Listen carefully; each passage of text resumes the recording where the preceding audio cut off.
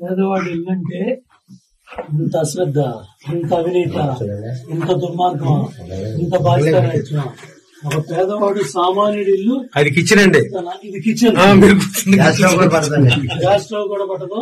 చూడండి ఎలా ఎలా మీ పునాదులు ఎంత బలంగా ఉన్నాయో చూడు జగన్.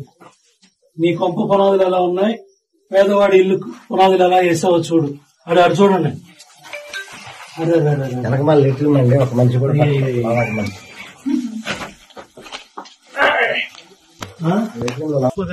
బూడిద పోసి కడుతున్నారు. బూడిద పోసి బూడిదే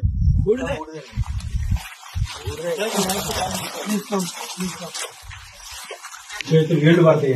కన్స్ట్రక్షన్ అదేనది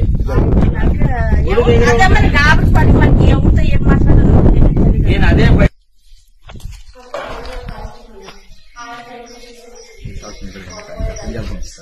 తీసే వరకు అర్థం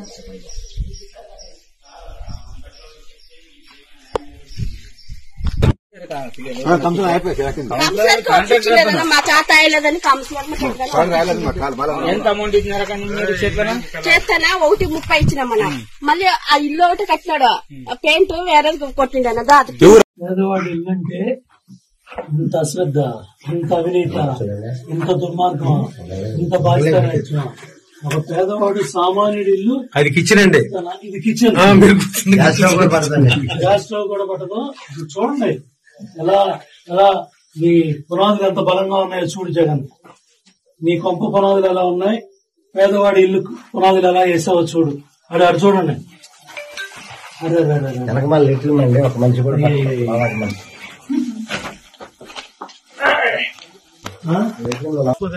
బూడిద పోసి కడుతున్నారు. బూడిద పోసి బూడిదే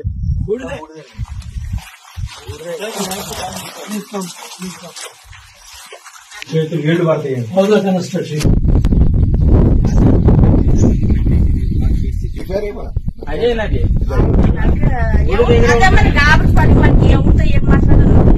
నేను అదే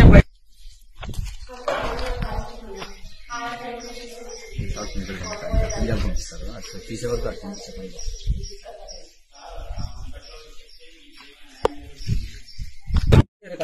అర్థం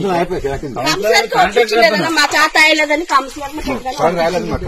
ఎంత అమౌంట్ ఇచ్చినారా కానీ మీరు చేస్తానా 1.30 ఇచ్చినామన్నా. మళ్ళీ ఆ ఇల్లు ఒకటి కట్టినాడు, పెయింట్ వేరే కొట్టిండన్న.